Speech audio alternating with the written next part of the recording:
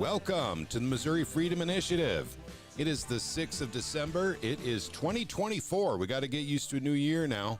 Can you give us a 5x5? Let us know if you can hear us okay. 5x5 on any platform. That'd be very much appreciated. Looks like we got some viewers on Rumble, on YouTube, on Odyssey, and on Twitter. So we got every single chamber loaded in this one, gang. And good evening to Sam I Am. Haven't seen you in a while, buddy. And Guitar Authority, that would be Isaac. And let's see, Casey Rich is checking in on YouTube as well. We've got Mike Charlie, 5x5 from Foley in Lincoln County. We've heard interesting things about Lincoln County recently. Let's see. And no one checking. Oh, hang on. Gary Ride, 5x5 in Odyssey. So thank you very much, gang. I do appreciate you checking in and letting us know you can hear us okay. And apparently, and in fact, we'll talk more about this tonight, I had some serious problems with Odyssey when we were doing our live stream last Saturday night. Actually, we had some votes coming in, and actually, those can be verified even by the timestamps. But there was a guy, actually, JRM, was voting on Odyssey, and we didn't even know it, and that actually changed something. We tied up something, basically Defend the Guard is now something that we would be supporting going by that vote as well. We'll talk about that a little bit more tonight. I did want to start out by, first of all, welcoming everyone in Gilded who came in. So Liberty Revolutionary, we've got Gretchen with us. We've got John Williams from Missouri Liberty Report with us. We've got Grant with us, Voodoo Queen, and Shane checking in from Wisconsin. So it's nice to have you with us, Shane. If you guys saw my email, unfortunately, we lost a Liberty warrior yesterday. And it just so happens that she was part of Bill Eigel's staff. Her name is Brenda Webb. And for those of you who got the email, you have a picture of her, so you could put a face with the name if you hadn't had a chance to know her from Bill's office, because she actually worked on his campaign before she went to his office. And I can't say enough good about her, because and once again, talking to people in politics all the time like I do, it's very rare that you'll find people, and by the way, I'd assign the same attributes, basically to Sherry Cooler, who is also in Bill's office, but she never let the conversation go negative, despite the negative topic you might be talking about or discussing. She was always upbeat, not only just upbeat, but there was a silver lining on every single issue for her. There was every single dark moment provided a bright opportunity. And that's the kind of woman she was. But she was also, a liberty warrior, but also a very, very excellent example of a Christian. So we lost an important person, basically. And I think, for those of us who are lucky enough to actually have talked to her and spent time with her and got to know her, we should honor her as best we can and follow her example for being liberty warriors and being, good Christians. And, the Bill's office has suffered a tremendous loss. And I think we all have, in a way, those of us who knew her anyway. And I've talked to people like Catherine Dreyer, who knew her for a decade, for maybe longer. And so there's a lot of folks out there that have a lot of fond memories and have lost a long time friend. And she had sons. I never did talk to her about her family. But our thoughts and our prayers go out to her family as well. And actually, I'm going to stop talking about that. But I just want to let folks know that she had passed away. For those of you who had talked to her before, because you might have called Senator Eigel's office in regards to SB 735, the silver and gold bill, you probably talked to her. And she's been working in Bill's office, I think, for about two and a half months, maybe 3 months now, something like that. She came off the campaign to work in Bill's office. So, but also going into the weather, I have to talk about the weather because we have Knock and Shock coming up on the 9th. And right now, the weather does not look good for the 9th at all. In fact, leadership on both the House and the Senate side are talking about shutting down the Capitol because of the not just the snow but the heavy winds that are coming in that could create whiteout conditions, particularly on highways, freeways, that sort of thing. And remember now, the Capitol is open not just for people who are there local and go to work there local, but also people who come around from all around the state to come to the Capitol and do business. So I think that's probably the reason why they were, considering that. But so a heads up for those of you who don't get our emails, we please do get on the email list. It's critical now. I mean, not just because we're in the legislative year, but on Monday night, I will be in contact with people at the Capitol. And if leadership is calling off work for the 9th, that means representatives, senators not going to work. We need to definitely, reschedule immediately for the 10th so people don't drive up for the 9th to come up to a ghost town. No point in doing a knock and shock if nobody's there. So, and then some more of tonight, we're going to talk about the questions that often get asked for people who have never been to a knock and shock event before, what to expect. We even get questions about, can I bring my firearm in there? And the answer is yes, if you are a concealed carry card holder. If you are a constitutional concealed carry holder, you cannot. But if you are, if you have the card from your sheriff's office, you can. So that gets asked every time, so I get that out of the way right now. You do have security to go through to get inside the building. My wife and I will be bringing refreshments, some snacks and some drinks, and on top of which, too, if you're coming for the long day, they do have an excellent cafe in the basement. They really do. And I can't say enough good about it, but it is a little bit pricey. If I remember right, just getting a salad will set you back $9. So it is a little bit pricey, but you can get a lot of stuff there for under $10. But if you want to bring your own lunch, that's what home base is all about. So that's what I'm going to talk about. Guys, we'll open up for general discussion here in just a second. Thank you for being patient. So home base, we have 2 home bases, official home bases. And that's just because, well, before the weather news came, we were expecting a lot of folks. And I think that's gone down by quite a bit now, unfortunately. We want to keep our numbers as large as possible for knock and shock, but weather could, and if we have to reschedule for the 10th, we're going to lose a lot of folks because they took the 9th off from work. And I get that. We're still trying to keep the 9th, but we're going to keep our ear to the ground and certainly be hearing for what announcements are coming out of leadership in the Capitol. Okay, so home base is a place where you put your coats and you can put your lunch boxes if you bring them, basically while we go on knock and shock. So there's 2 home bases, 2 official home bases, and that, of course, is Senator Eigel's office. We used his office for the whole of 2023. But this year, we're also including Representative Hardwick's office. They're on the same floor. And if you remember Bill Eigel's office, he's in a corner office of, corner of a very long hallway. And then the other end of that hallway is where our Representative Hardwick's office is. He also has a corner office, and he does not share it with anyone. So he has space as well. So both of them have refrigerators. So if you have stuff in your lunchbox you need to keep cool, you can put them in the refrigerators. And then, of course, a place to put your coats and everything. As far as parking goes, I did put a link in the email for a really, really good parking information guideline. But if you can remember, downhill from St. Peter's Church, that's where the majority of all the free parking is. So if you have a problem walking, and it is about a quarter-mile walk if you go into those free parking lots. I do it all the time. I'm used to it.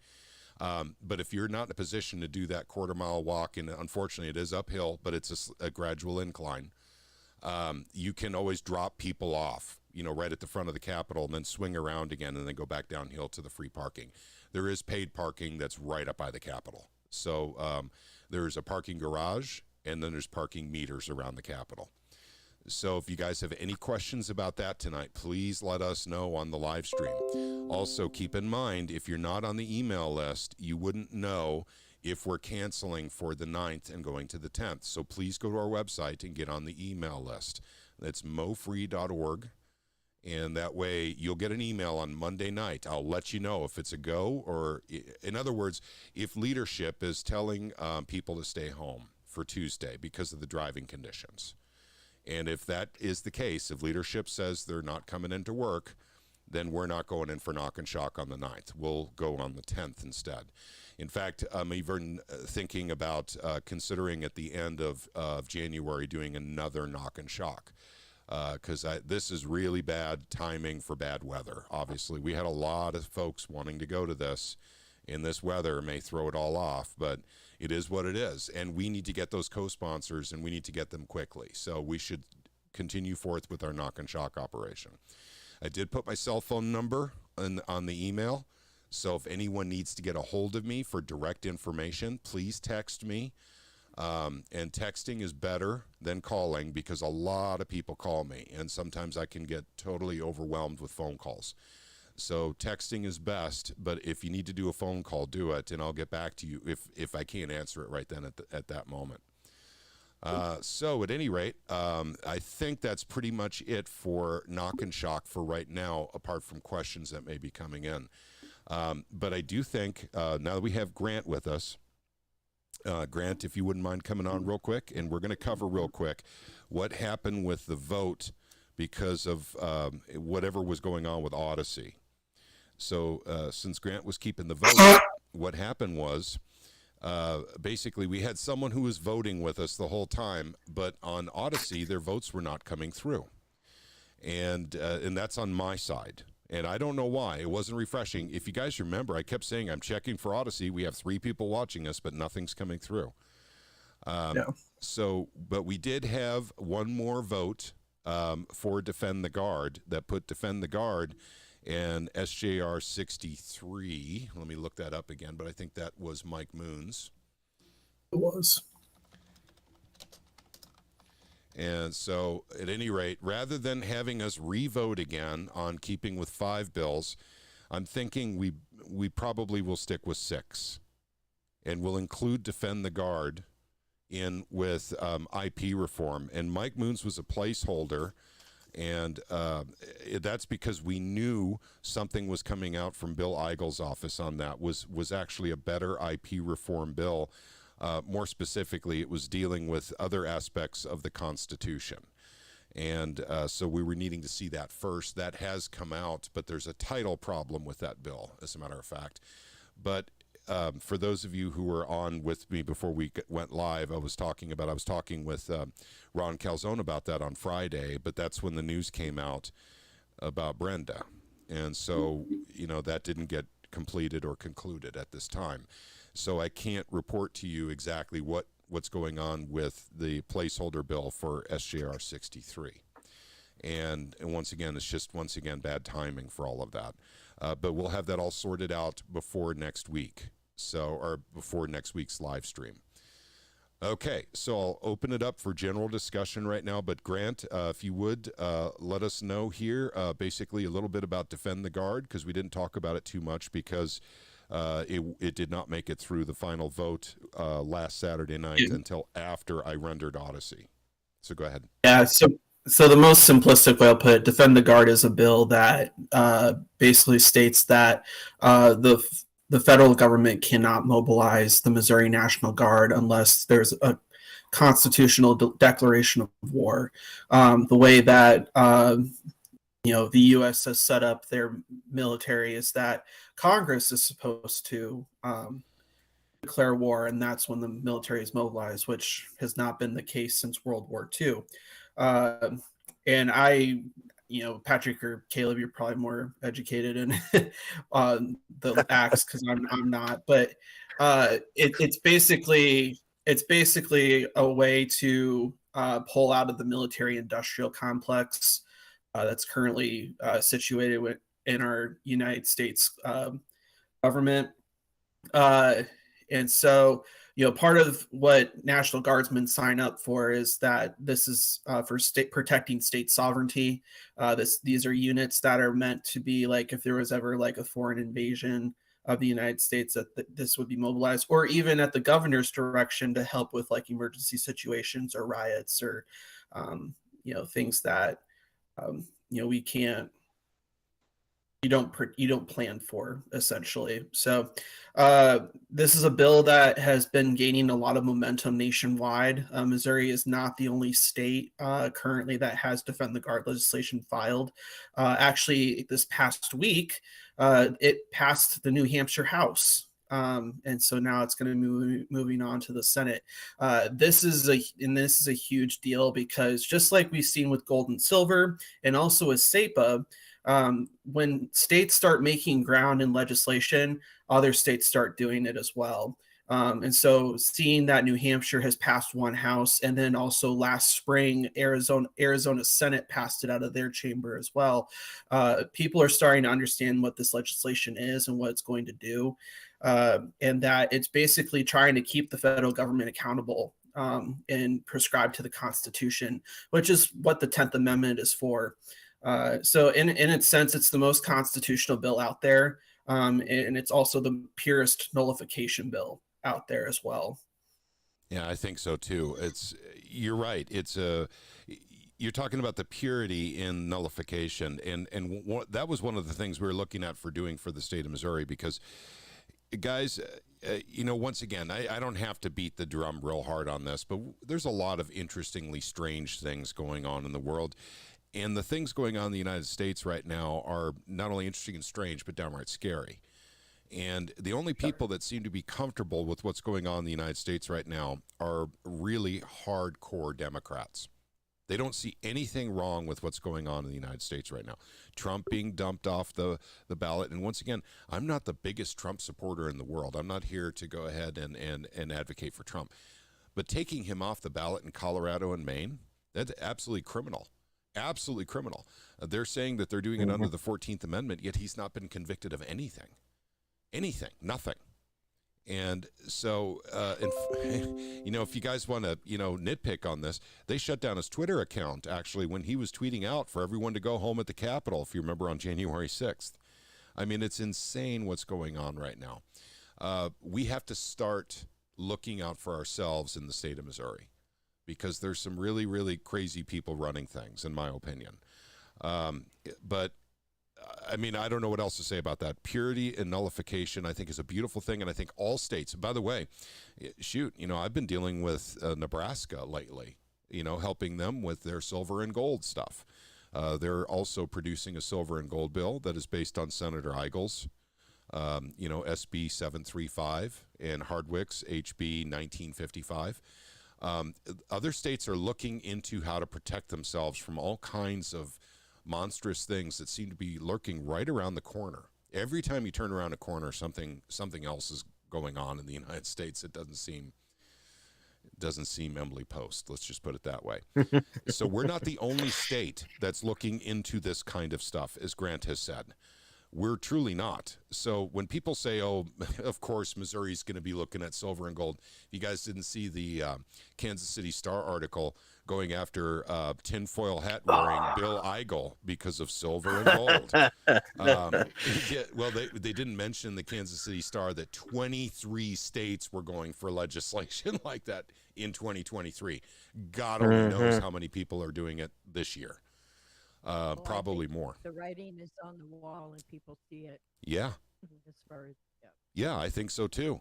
And so, it's once again, the liberal media will have and I hate to use that term, but it is, are really trying to paint every single state that's trying to do something that's a form of nullification of the illegality or unconstitutional actions of the United States government as tinfoil hat wearing crazy conspiracy theory stuff.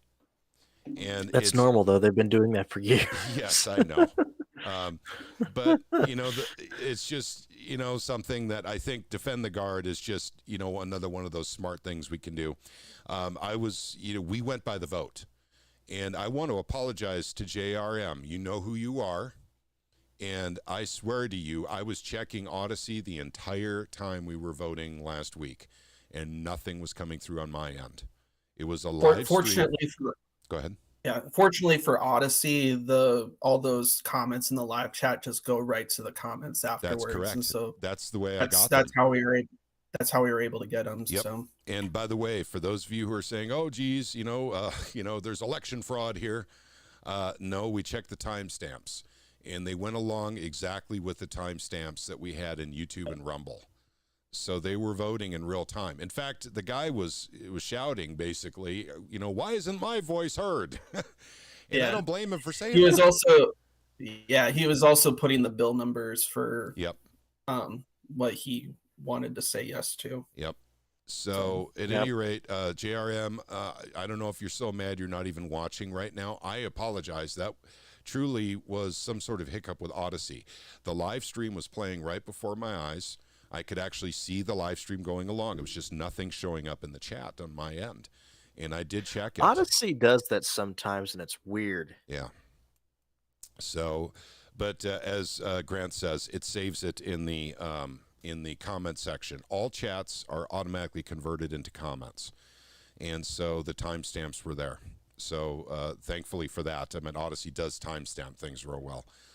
So, but at any rate, I just wanted to make sure people were aware of that. So basically, we will be taking on 6, and that's a heavy load because most of that goes on to me.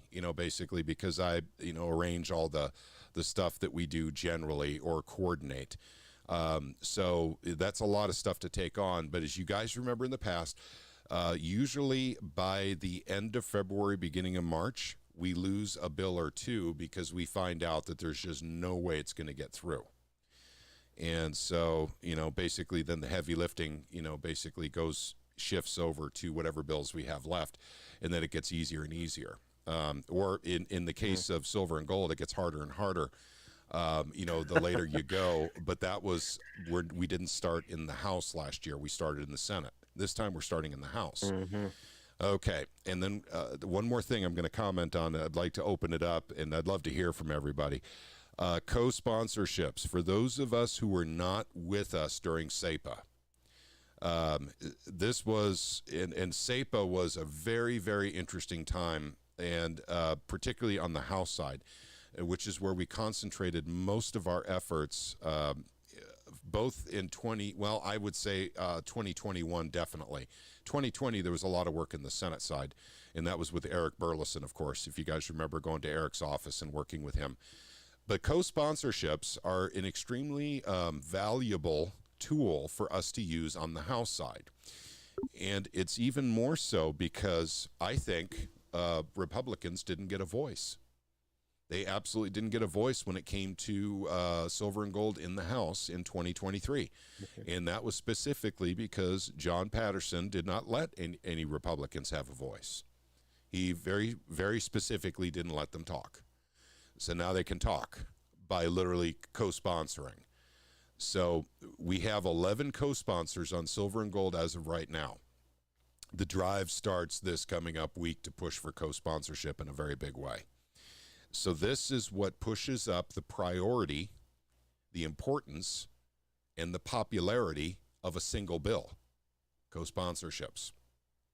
So that's what we're pushing for. That is critical, and that's why Knock and Shock is just about silver and gold. We're not going to be pushing any other bills on January 9th, just silver and gold. We need to get those co-sponsorships up rapidly. We need to provide an excellent argument for why they need to do it.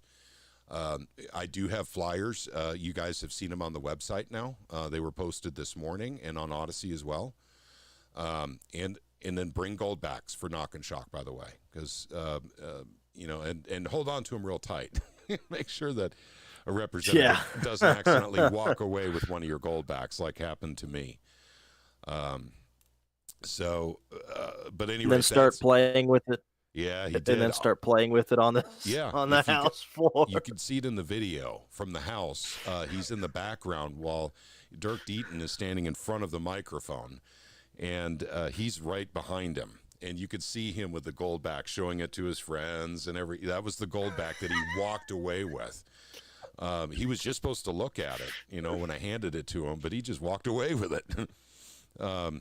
So I guess he thought it was a gift, and it was not. And in fact, Ashley is his LA, and I'll be seeing what I can do to get that gold back because she was in the know. And don't shoe Patrick's gold back. That's right, Gary Ride. I don't remember the name. Gosh, I'm going to have to look it up. Ashley Sennett is his LA, and I know her real well because she was Taylor's LA.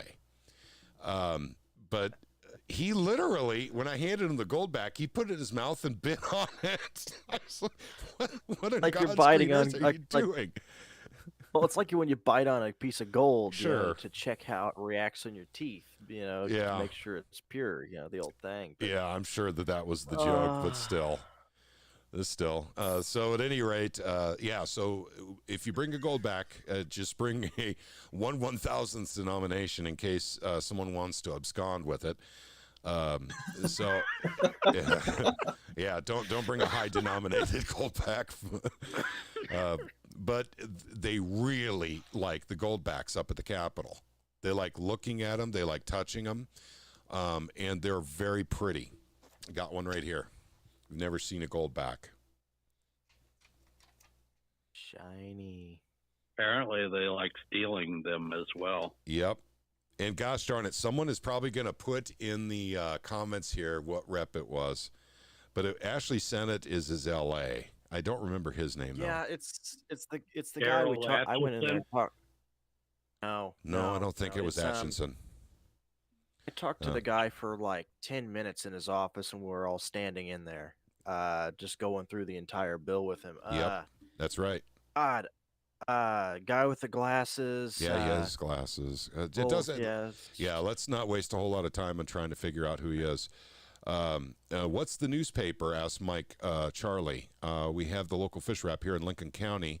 They do not cover anything. The newspaper I was referring to is the Kansas City Star, and you can actually find this online. They actually went after Bill Eigel. This was 2 weeks ago, I think. And they went after him for wanting to, basically defang DESE, or Department of Elementary and Secondary Education, as well as a bill with silver and gold. And they said, he wants you to go to the grocery store and pay for your groceries in gold and silver. And that's actually what they said in the newspaper. I looked at the bill very thoroughly, and I didn't see anything like that whatsoever. This is a free market exercise.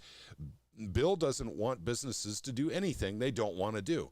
So they already misrepresented Bill Eigel and the silver and gold bill right off the bat by saying that.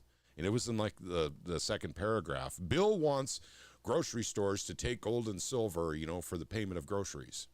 No, Bill never said that. Trust me. But that was the newspaper. So it's the Kansas City Star. I don't expect anything less out of them. Yep. But ironically enough, the way they wrote, they sound.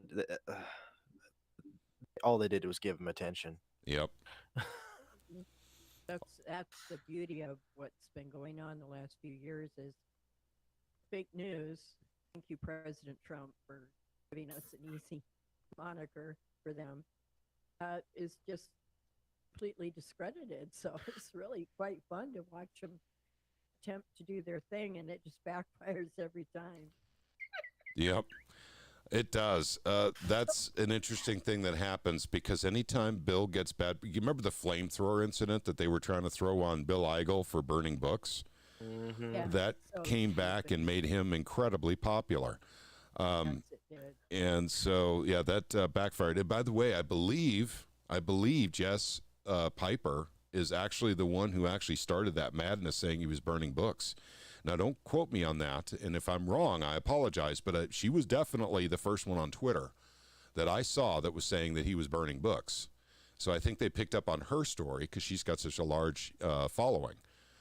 But at any rate, it is what it is, and we're not here to advocate or to endorse Bill Eigel, but just to talk about the way the media is treating some of the conservatives out here is just insane.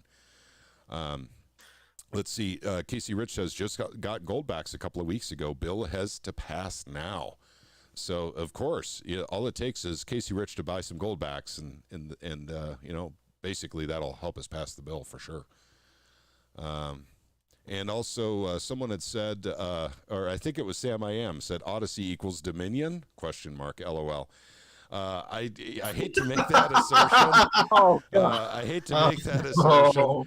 I think that was just a hiccup because I have never seen that happen on Odyssey before, but I even commented back to the guy, I'm sorry, it wasn't until I was rendering the video that actually I saw his comments. They simply weren't there for me before. I have actually seen that happen with Odyssey before, particularly if someone's replying through like a phone or something. Yep. Mike Stevens is the guy. That is correct. Mike Stevens. That's it. That's That's the guy. the rep that ran off with the Goldback. Yeah, he's the Really nice guy. He's kind of an airhead. Yep. So watch your Goldbacks around Mike Stevens. By the way, that's a terrible thing to say, but he did run off with. Jenny Hoskins showed me one, and I wanted to steal it Yeah. right on the spot. They're beautiful. Yep, they Just are. don't give him a pen. Yeah. Oh yeah. Watch your pens around government employees, gang. I mean, I learned that the hard way a long time ago. And by the way, it doesn't. Well, it does matter. Actually, city and county employees are much more likely to steal your pens than state employees. But state employees steal pens too. So yeah, I guess they're starved for resources or something. And it always starts out by something as simple as taking your pen. And then, before long, they're stealing reams of paper and taking it home. And before long, they're taking, kickbacks and bribes, from lobbyists. And, it always starts somewhere, By the way, I'm just kidding for any politicians who are watching. Just a joke. No, Patrick, they're printing off all their emails for the potential lawsuit for wrongdoing so that they have a paper trail to defend themselves. Ah, gotcha. Okay, that's what they're doing. That's what they're doing with the paper they're bringing home. Yeah. Let's see. Sam I Am says, give him some toilet paper and $1 bill and ask him what's the difference. Yep. That's pretty much true. That's the intrinsic value of paper currency in the United States. Wallpaper and toilet paper. That's really, and also to burn. So that's the intrinsic value. As opposed to gold and silver, we can make, all kinds of neat electronics and chips and things of that nature, not to mention water filtration and, and pharmaceutical stuff. And can't do that with $1. Okay. And I have talked enough, so I definitely want to open it up for you guys. Anything you guys want to talk about with Knock and Shock, let's try and keep that the main subject here. If anyone's watching us right now that has any Knock and Shock questions, now's the time. If you've never gone before, even if you don't think you can go with us on the 9th, and you just have questions about Knock and Shock or, what we do there, please let us know. And I'll start reading through the comments here in Rumble because apparently there have been quite a few that I've missed here. Bring water. We're actually bringing some water. Retha went and picked up a bunch of water. I'm just stating in general, bring water because you're going to be doing lots of walking, and the elevators are not the most. Well, they're reliable, but a lot of people are lazy and use them all the time. So you're going to go up and downstairs a lot. So, hey, Patrick, don't the error you made in the email, if you want to. Yeah, for those of you who got my email this morning, I did make an error, and that was caught by Voodoo Queen. Thank you, Voodoo Queen. And it's the paragraph that says, for those who can't go to the Capitol, please consider calling and emailing representatives while we are working. I would love to hear from representatives and staff that you've been receiving, that we've been receiving calls about HB 1995. And so Voodoo says, what the heck is HB 1995 and why haven't I heard about it? And no, that was supposed to be 1955. I fat fingered that one pretty badly. And it is supposed to be HB 1955, the silver and gold bill from Bill Hardwick. So, yes, thank you for bringing that up. I will correct. Go ahead.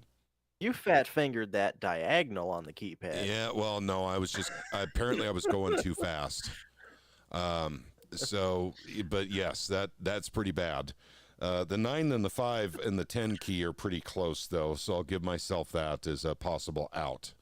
I would really like to blame someone else for this right now because, as I learned during the Bill Clinton administration, if I blame other people for my personal shortcomings, then I can absolve myself. And normally I do find a way to blame someone else for my mistakes, but it's really hard when I wrote the email and I sent out the email. I could say Patrick, you have to bring out your inner Harry Truman and that the buck stops here. Yes, that's right. That's right. So that's definitely my mistake, and I am sending out an email on Monday night, gang. I meant be rest assured of that, because we got knock and shock on Tuesday, and they may be shutting down the Capitol. And we may not even know Monday night if they're shutting down the Capitol. It might be an early Tuesday morning thing, but I'll let you know on Monday night. But so at any rate, yes, I did do a typo in the email, and it's supposed to be 1955. I don't even know what HB 1995 is, by the way. And you can always, like you're saying, you can always absolve yourself of any liability on it, just as long as you don't do the same thing as Clinton and wind up on some plane to an island off the coast. Yeah, that's true. things that That's are true. untoward towards children. Yep. So. Because that's not as easy to explain as a typo. You know, it isn't. Wait, I mean, I do have a question on all that. Do you think that anything of substance is going to come out that hasn't already come out? You're talking about the Epstein flight logs? Oh yes, I do. But the thing is the wrangling over, and this has been going on for 5 years. 5 years. The wrangling going on whether or not they're going to release the list. Well, the people who went to the island are suspected of doing terrible, terrible things to children. And the fact that that has been kept under wraps as long as it has indicates, and even under Trump, I mean, it didn't get released. This list is a who's who of who's been doing what to kids. And they knew about this. And actually, honest to God, the instant that Epstein was arrested, the island was, crawling with FBI people taking evidence, and they took it back to D.C., and then it just all disappeared. Much like Hillary's laptop disappeared, just like Hunter Biden's laptop disappeared. Or not Hillary's laptop, it was Huma Abedin's, but it had the Hillary emails on it. Stuff like that, gang. I mean, this stuff is consistently been happening. I mean, our government is so incredibly corrupt at this point. I don't even know what to say, but I do know that eventually those names are coming out. There's really no way they can stop this from coming out, but what they're trying to do is release it slowly over time. But I've heard all kinds of rumors. I've heard that the Pope was on the Lolita Express. Stephen Hawking was on that list. Yeah, I know. Stephen Hawking was on the list. The Pope supposedly is on the list. Prince Charles. Oh, by the way, I don't know if you heard about. Okay, I know we're supposed to be talking about Missouri stuff, but this is fascinating. King Charles is supposedly advocating the throne to William. Apparently, his name is on the list too, and they've been told his name is coming out. Andrew was on the list. Everybody knew that, his brother, Prince Andrew. But apparently, King Charles also was on the list and made multiple trips to the island. Uh-oh. Yep. Sorry, he was great friends with. It's not surprising. No, it's not. But Jared yeah. Leto. I'm gonna be real blunt here. This is the kind of thing. This is why we do what we do here in Missouri, because there's no fixing any of that. Yep. Just paying attention to it and responding to it accordingly. Yep. And Gretchen, I want to let Gretchen go ahead. Go ahead, Gretchen. Oh, I was just saying, Charles was supposedly, and I think he was a great friend of the well-known pedophile Jimmy Savile. Yep. Yep. And I mean, for decades, I think. Mm-hmm. So this is kind of just the way they all roll. Yep. And all I can say is hey, Patrick, JRM just commented, there's no apologies necessary for technical difficulties. Okay, gotcha. All right, JRM, thank you. Well, hopefully you heard all that, because actually your votes actually changed things, and we just didn't have them at the time. So I am terribly sorry that happened, but we did catch it. And so because of your voting, Defend the Guard is now one of the bills we're supporting. So, we would have caught that, of course, if the live stream chat was actually working for me at the time. So, but at any rate, thank you for coming in to vote. And I wanted to know that your vote did count and your voice was heard. So, very important, if people are going to spend the time and invest the time hanging out with us when we're doing the process of going through these pre-filed bills, I want everyone's voice heard, everyone's. But at any rate, abdicating the throne in England is a rumor right now. And I don't know if that's actually true. He's handing it to William. And it's not happening this minute, but my understanding is it's coming very soon. And so is that just, conservative, fish wrap talk online? I don't know. But it has been popping up. And I've seen it on Twitter. And there was even a story about it, but it was the Village People's Voice or something like People's Voice. Or I don't trust that online rag. It's an ultra conspiracy tinfoil hat wearing kind of a website. So that's where the main data is coming out of. But it is interesting all the same. Yeah, that wouldn't surprise me at all. At the same time, that would do some major damage to their to the WEF. Yes, it would. Considering the ties. Yes, Charles is a huge force in that. You're right. Go ahead, Caleb. And I was going to throw in there too, my friend in the UK. He's told me for a long time about the stuff that went on between him and Jimmy Savile, and with the Queen as well. Yeah, The kind of things and things that he actually saw. yeah. Yeah, he saw some things that he was telling me a while back. He saw like some kids like escaping from Buckingham. Yep. Yeah, there's actually some videos of that, actually, of young men naked scaling down the walls of Buckingham Palace with sheets that are tied together. Believe it or not, these videos do exist. You can find them online. It's not close-up or anything, but you can clearly see what's going on there. People are escaping the Buckingham Palace, and they're naked. It's weird. I mean, it's just... My buddy absolutely hates the crown with a passion. Yeah. So, but at any rate, any questions about Knock and Shock? We'd like to entertain those tonight in particular because we won't have another live stream before Knock and Shock. And by the way, I'm going to call up our good friend Ron Brandstetter at Ron's Basement and see if we can do a live stream during Knock and Shock so we can get the phone calls coming in as well. So normally when I do those with him, those are over the phone and they don't take up a whole lot of my time. So they wouldn't divert us from Knock and Shock for too much. And also, just so you know, there is a very important meeting that's going to be happening during Knock and Shock. As I told you, Knock and Shock is just silver and gold because we really need these co-sponsorships, gang. If we want to move silver and gold, we have got to get those co-sponsorships moving immediately. But my wife is going to actually be having a meeting with the auditor's office with all the details on 4 school districts that she has personally audited. And it's looking more and more like their accounting tricks are most likely legal, but they are definitely 100% unethical. But we just want to confirm that, and that's what's going to happen. And I believe, Gretchen, I think you're going to go with Retha into the auditor's office as well for that meeting. I sure am. I hate to say this, but I do hope it gets canceled on the 9th because I've got family in from out of town and we got a birthday on that day. Oh, gotcha. I know. So Okay. hopefully it will, the weather will cooperate for me and we can do it on the 10th. Yep. Okay. Well, we'll see how that turns out, but right now I'm not real hopeful that things are going to go really well for us on the 9th. It's just the way the weather reports are working right now. It's not looking good. But I really tried. We had so many people coming, and I definitely want to keep that if we can. Voodoo says I can't hear Gretchen, low audio. But Gretchen, if you could put the microphone a little closer to your mouth, that would definitely help a great deal.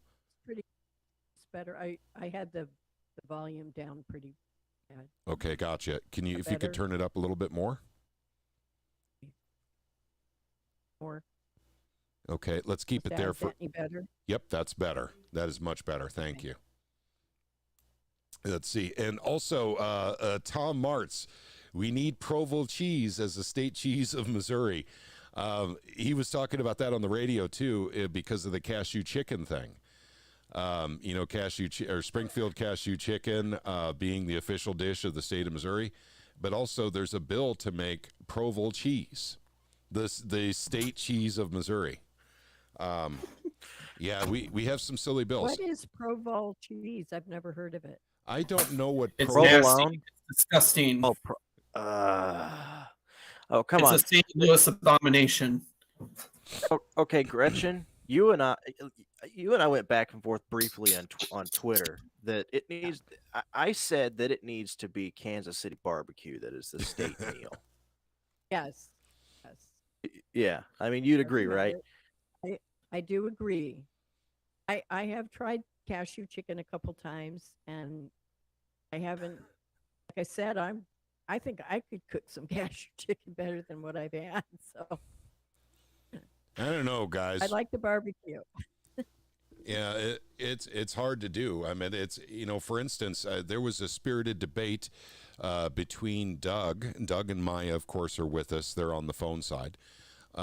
Between Doug and Tom last night on Missouri Liberty Report, because Tom is pretty sure it should not be Provel, it should be Swiss. And I think Doug, you were saying cheddar. Is that right?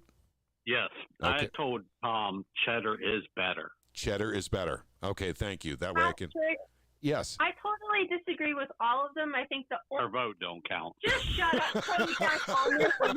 All right. Anyway, what I was saying was, Our vote don't count. please stop. Thank you. Anyway, what I was saying is, I think Missouri's official state meal should be country fried coon. It is so good. Country fried coon. Okay. Yeah. My Ew. No Yes, I trash do. pandas. Good. Our ancestors No Trash ate that. pandas. No Kill trash people. pandas. We love trash pandas. It is so good. Nasty. Okay. We Well, live way out in the country. They're not trash can pandas. They're always trash pandas. Doesn't matter where they're at. Roadkill cuisine. Yeah. Sam I Am says in the comments section here, he says, I'd love to meet Ron's Basement Ron. His name is Ron Brandstetter.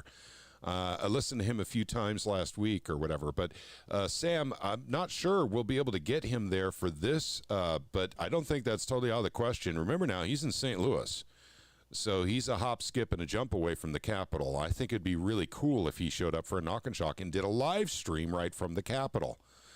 During a Knock and Shock operation. I've talked to him about doing that before. He does have a regular job. But I think if there's enough heads up notice and if we have all the equipment and everything, I think we can make that happen. That would be really super neat, I think. Let's see. Casey Rich is wanting Limburger cheese for the state cheese. If we're going for Limburger, we might as well make peanut butter and pickle sandwiches, the official sandwich of the state of Missouri, Casey Rich. I mean, if we're going to go that far out, I mean, why stop there? We can go all the way. Well, I mean, there is Charles Lindbergh. So. Peanut butter and honey. Yeah, peanut butter and honey is excellent too. Okay. Yeah, Casey Rich was saying, break it up, you guys. That was for Doug and Maya. Let's see. Trying to see if I missed any questions about going to the Capitol. I really, truly want to answer any questions if anyone has any. I've got a question for you. Sure. What was your favorite Knock and Shock incident? My favorite Knock and Shock was Silver and Gold Day, and that was January 11th of 2023. Go ahead, Grant. My favorite was May of 22 when we were shutting down HJR 79. That was special. And so like that day in and of itself was really good, but then when we went home, and I think it was a couple days later, and you're listening to the Senate be on the floor, and you see all the people filibustering to kill HDR 79. It was a very very empowering moment. Because we went to every senator's office and explicitly told them to kill that bill or to amend with a different HGR resolution. So yep, and in fact, what Grant said is so right. If John were on, John was on a little while ago. If he were here, he would tell you he saw that in real time. And that was very, very powerful for him as well. I mean, that was actually, I think, the first Knock and Shock he went with us on, and was Yeah, I think May so. of 2022. So he actually, and he didn't do a whole lot of talking. He was in the background watching and listening to see how we operate. And he saw us go around the Senate and literally provide an excellent argument for why HJR 79 needed to be shut down. That was IP reform initiative that basically would have taken us to 75% or something like that. 75%. No, of the it would have raised the signature count. Okay, something like, and also the signature count. But I seem to remember 75% of the vote too. I mean, it was draconian. We don't want to take away the ballot initiative from the people. We just want it more representative of the land, you know, just the way it used to be. Actually, it used to be that way a long time ago. But yeah, as far as Knock and Shock Silver and Gold Day, now we do, you know, Silver and Gold Day. It's our first Knock and Shock of the year. Last year, Gretchen, we did golden tickets, just like Willy Wonka. So we had golden tickets we were distributing to all the representatives and all the senators, and I wish I had one with me, and they're all gone now, but they were business cards, and they were printed on there. This is your golden ticket to something you have to do it now, and this is, you know, go to Bill Eigil's office for your gold and silver. And so they go up to Bill Eigil's office, and we had gold and silver chocolate coins, you know, as you remember as a kid. So at any rate, it was very memorable. It was a very memorable Knock and Shock, and it was themed based. So it was, you know, it was kind of Willy Wonka based. It's not like anyone's dressing up like Willy Wonka or anything like that, but the golden ticket was there, the gold coins, the chocolate coins were there, and it was just fun. It was fun. And so, and also too, I still talk with people in Jefferson City all the time, and they still remember that very well, just because of how, in fact, that day, Bill Eigel apparently took some of those chocolate coins and was putting them on, and remember now, that was close to the very first day of session, and he was putting them on freshman senators' desks right in front of them, and props are not allowed in the Senate. So Bill was getting the freshmen in trouble with leadership right on their first day by putting these chocolate coins, you know, in little piles on their desks and everything. So that's Bill's sense of humor, Getting them gavelled. Yeah, getting them gavelled. And so no props allowed, you know, and so that was Bill's. Speaking of which, Mhm. What about the muzzling of some of our Republicans by O'Loughlin? Yes, thank you. Do you want to talk about that? That just happened in the Senate, and that was actually on Thursday. Yeah. No, well, I mean, it was rather shocking that they were cutting off speech. Yes. It's just, you know, I think it's a sign of desperation, quite frankly. Hoskins and Bernstetter were having a Part of Rhino. discussion on the floor. O'Loughlin broke in and literally said, "I'm ending the day." Well, there's a rule in the Senate. If there's a senator standing, they have to be standing, that they must be heard before they adjourn. And Bill Eigel was standing that whole time waiting for his turn to talk. And she gavelled even before they were still talking, by the way, Bernstetter and Hoskins.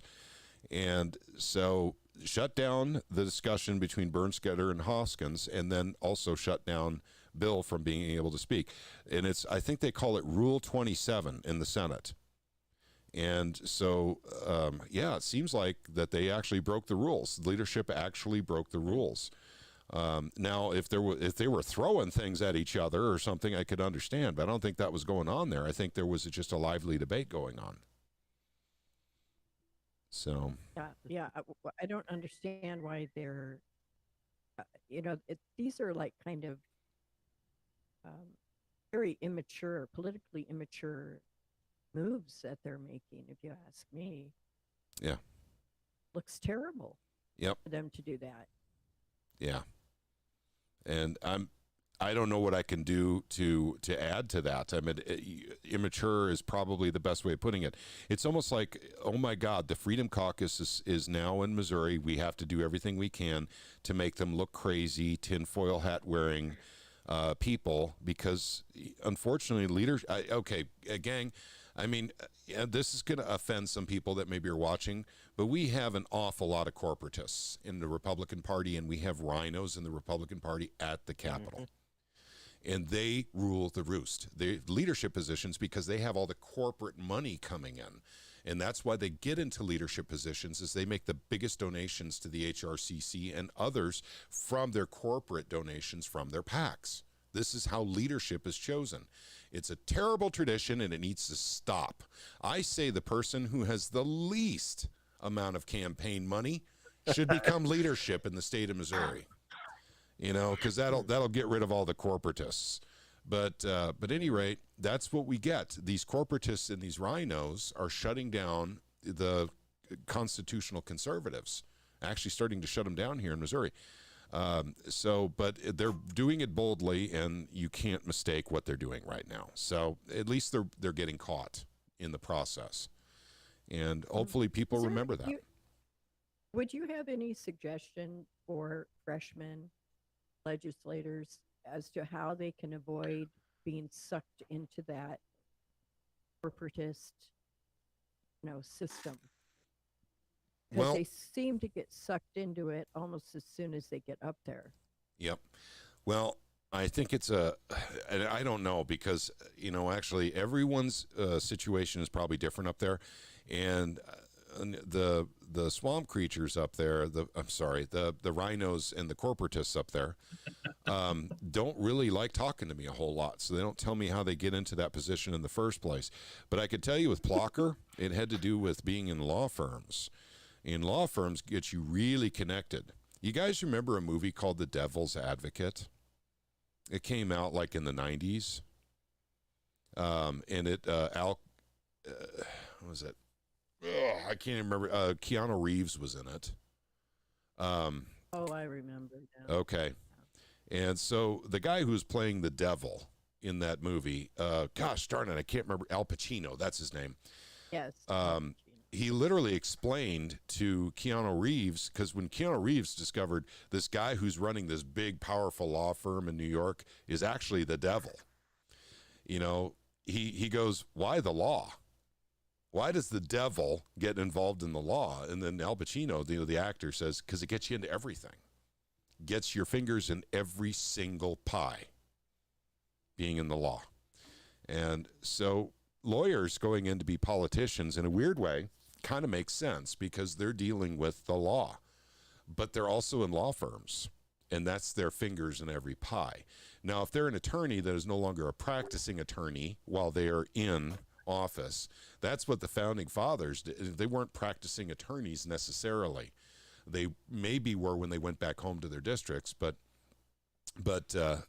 I think when you're Speaker of the House, when you're actually Speaker of the House, like Dean Plocker is, I think you need to rescind your duties with your law firm, suspend your activities with the law firm, because there's a lot of nefarious stuff going on with the Heritage Group in conjunction with the law firm that Plocker is connected to. And those connections came through quite clearly with, the donations that were going into his PAC from, the Missouri Realtors Association.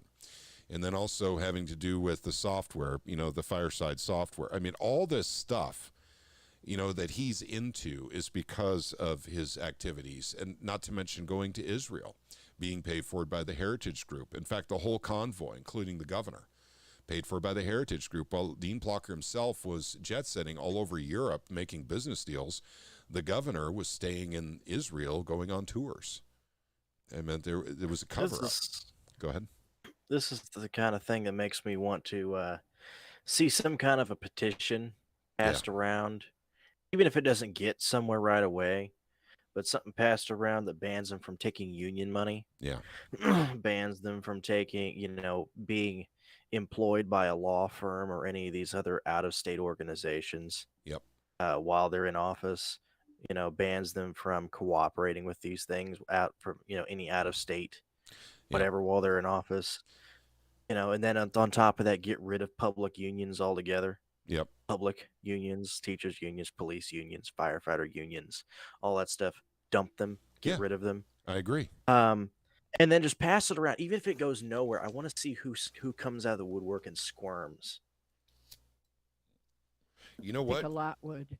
Gary Ride reminds us, and we're going back to what happened with Rule 72. I said 27, so obviously I was thinking of it in reverse, but Kehoe was actually involved as well. That's our lieutenant governor.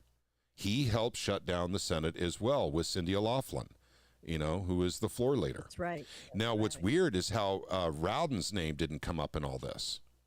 He's really he is dancing in between the raindrops. I don't understand how he gets away with that.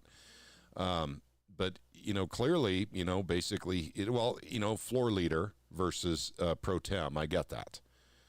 But at any rate, Kehoe did get involved, and the only reason Kehoe would get involved is to break a vote. So I don't understand why Kehoe got involved. It looks so terrible for him, and he's running against Heigl. Yep.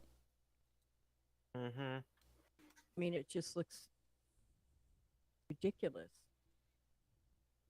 Yep. So, at any rate, yes, there was that issue that happened in the Missouri Senate, and I expect all kinds of weird stuff to be happening this year. There's a big election year. There's a shakeup going on right now up at Jefferson City, where the constitutional conservatives are trying to literally break away and show everyone they are not the mainstream, quote unquote, Republicans that are corporatists and rhinos. And that's the Freedom Caucus. It started in D.C. It's moving across the United States of America. State by state by state, Freedom Caucuses are being set up. In fact, Eric Burleson was actually up at the Freedom Caucus, to actually break in the new Freedom Caucus. So, so that's a pretty big gun to bring out to start the Freedom Caucus. But at the same time, guys, what do you do at this point? I mean, honest to God, and that's one more thing I'd love to talk about tonight, if I could get on the soapbox for about another minute, is the Democrats on Twitter in the state of Missouri, because I deal with them on Twitter. For those of you who are not following the Missouri Freedom Initiative on Twitter, you're missing out. We get attacked all the time by Democrats. Now, sometimes I poke around, and I guess I'm asking for it in some cases, but in some cases they just come after me. It's crazy. But they're saying 20 years of Republican rule, and look how crappy the state is. And from a weird point of view, they're absolutely right. They truly I find are. myself almost hitting a like on some of those tweets because it's true. It is. But it's 20 years of rhinos and corporatists. These are, in the rhinos and the corporatists, when they gang up with the Democrats in Jefferson City, they are the majority. So basically what we're getting is a corporatist, or I say fascist if you want to, a fascist, communist rule up in Jefferson City, with the folks that really truly have control up there. And I don't know what else to say, but that's why it's constant. Go ahead. In all fact, it's a Democrat majority, just because of the ones up there that either paid to vote with the agenda or just vote with the agenda because no vetting. I'll tell you one way that you can really tell that there is a bunch of Democrats running as Republicans is when you look at a county and they're 90% Republican. There's almost no Democrat party at all in this county or that county. Yep. That's how you know that all the Democrats just moved over to the Republican Party in order to get elected. Yeah. So I pretty don't know. much anything that's just left of center is, or just barely. They're going to be running as Republican. Sure. Casey Rich puts an interesting. Go ahead, Voodoo. I'm sorry. Why is Mike Moon not on that? That's an interesting question. And I'll tell you what, I would really like to confirm what I've heard, because actually, apparently, it was the Freedom Caucus in D.C. that didn't invite Mike Moon. But the people in Missouri wanted Mike Moon in the caucus. So that's what I've heard. And I want to confirm that before we start. In fact, that's going to be a subject for next Saturday, because I'm going to get the lowdown on that. But my understanding is basically someone in Washington or something didn't want Mike Moon in or something. But Well, he guys, belongs there. Yep, he does. And he absolutely does. So Lunatic Fringe just said that the Freedom Caucus did invite Mike Moon, the state one. Oh, the state one? Yep, I know for a fact they did. I've heard that.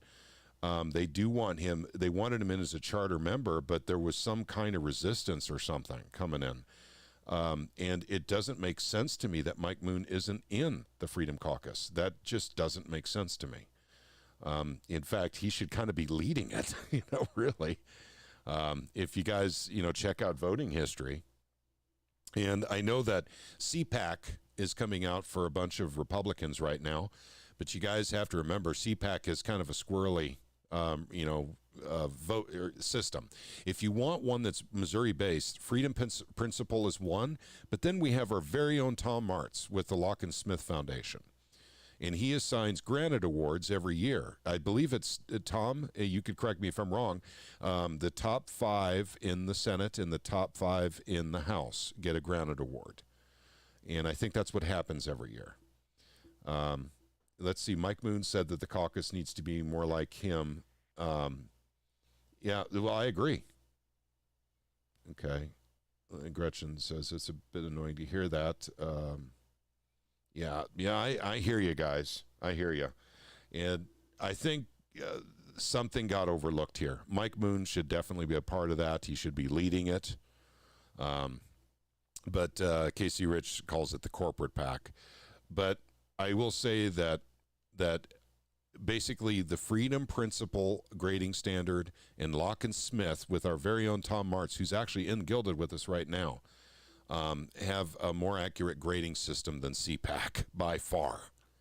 CPAC is just not very accurate, unfortunately. Oh, Tom is correcting me. Nope, only one plaque for the best voting record. Is that one for the House and one for the Senate, or one for both? I'll let Tom answer on that one. So, yeah, whatever that ends up being, the fact that Mike Moon is not a charter member is a little bit disturbing to me. One per chamber. One per chamber. Okay, gotcha. So one for the House and one for the Senate. But once again, I would trust Locke and Smith's grading process on the Missouri Constitution a whole lot better than I would on CPAC's, which is based on, I'm not sure what it's based on, actually. Actually, I don't know that there's an actual standard they go by. And also, I want to pick up on one more thing here that Casey Rich says. Rowden has well-placed henchmen in the Senate. How Rowden operates, and he was taught, if you guys remember, we had, oh, dear God, who was the Senate pro tem before Rowden again? Schatz. Schatz, that's right. Yeah. Dave Schatz.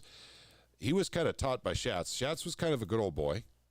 And but what he learned from Schatz is you got to place committee, the heads of committees properly. So you got to get your rhinos and your hardcore corporatists in the Senate at the head of every single committee so you can actually kill legislation right in committees so they don't even come to the floor. I think the only thing Caleb Rowden learned from Dave Schatz is to please MoDOT. Yeah. Yep. Yeah, there's no talk of getting rid of that gasoline tax, is there? Ever. No. And appease MoDOT. Yeah, it's really weird too. You could go up to a rhino or a corporatist up in Jefferson City and say, we need to get rid of that gasoline tax, and they'll change the subject on you right then and there. It's really insane. Mm-hmm. They don't want to talk about it. It's so I know unpopular. what they did. What's that? Yep. They know what they did. Mm-hmm. They know what they did in 2021. And also keep in mind, when you have a bill that's as popular as the Second Amendment Preservation Act was, Dave Schatz was able to maneuver everything to basically tell the House, we will not hear that in the Senate until you guys pass the gas tax in the House. It was so popular, and there were so many people pushing for the Second Amendment Preservation Act. 87 co-sponsors. A flurry of activity in the Capitol in 2020 and 2021. Tons of people coming in for all the hearings for it. I mean, the people wanted the Second Amendment Preservation Act. And Dave Schatz capitalized on it. And so that was getting a gas tax through that ultimately will help his business, which is, I think, the Schatz Underground or something like that is what it's called. I mean, here's the thing: it put the crypt over his Senate campaign. Yes. So what did he get? 3% of the vote, and we warned him too. I actually warned him face to face that if that gas tax goes through, basically you can't get higher office. I mean, you'll be finished. Yeah, I don't even think he got 3%. I think it was less than that. Yeah, you might be right. I seem to remember 3% though, for some reason that he got 3% of the vote.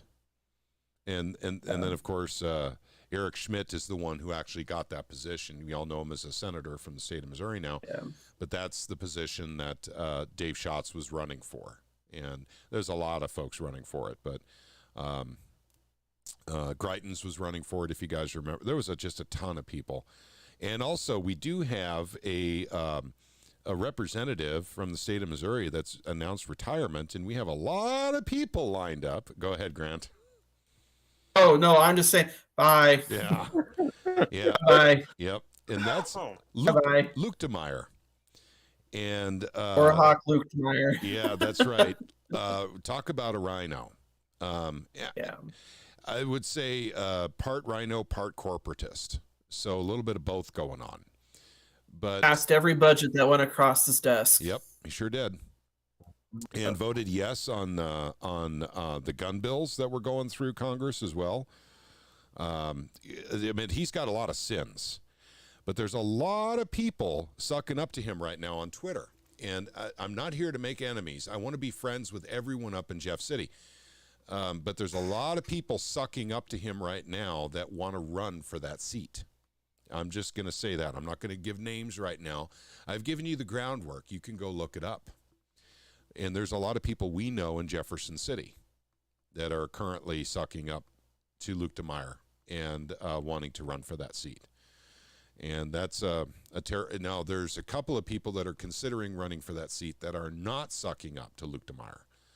So a little bit of credit to those folks, for sure. But I mean, you guys will know. I mean, those of us in Gilded right now probably know, the people we're talking about and everything. But at any rate, I'd like to give out the call one more time.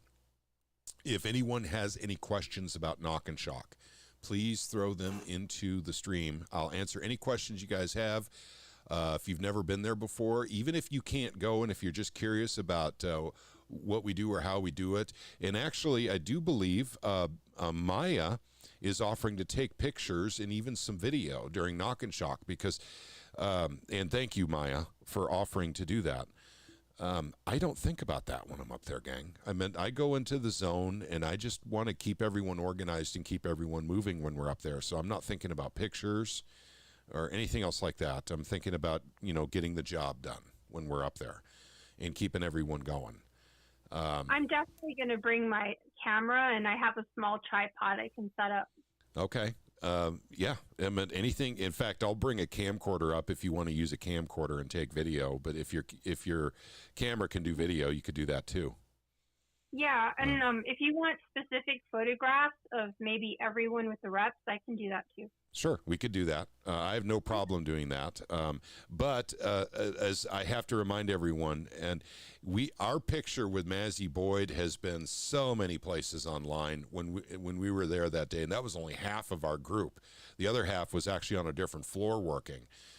But that picture's kind of big. It's been all over the internet and everything. But the fact of the matter is, we don't endorse politicians. And sometimes people think when we take pictures with politicians, that's somehow an endorsement when our gang is up there.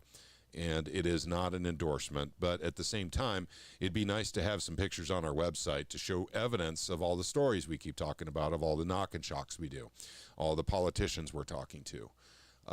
You know, and Maisie and it's Christensen. I am so sorry if you're watching, Maisie. We actually, she was on the floor when we were there. In her LA, God bless her, literally walked us up to the 3rd floor, I think, and literally went in there and got Maisie and brought her out. And that is another neat thing, gang. When you go up to the Capitol and you want to talk to somebody and they're on the floor, their LAs will get them out for you. So don't think that it's wasted time and, oh, they're on the floor the whole time, I can't see my rep. You should see your rep when you're up there. And by the way, for knock and shock, yes, there are some of us that tend to take the lead. I give up the lead to anyone who wants to take the lead, by the way. But when it comes to when we're coming up to the office of your representative or your senator and you're in the group, I definitely would love you to be, you know, in front and talk a little bit with your representative and senator. I mean, that's powerful stuff for them. For them, your rep and your senator, because you're from their district. So that's powerful stuff for the people in our group, and it's powerful for that senator and that rep. So, but no one is forced, you know, to do the talking or anything else like that. It's not a situation like that. I generally lead one group, and in times where we've had to split up into 2 groups because we had too many people, we've had other people lead, you know, another group. But everyone is welcome. It's a family-friendly event. Bring the kids.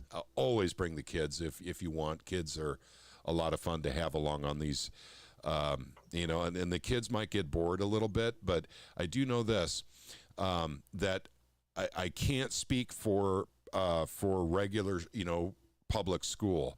But if you're in a private school, charter school, or homeschool your kids, this will often count towards the day of education.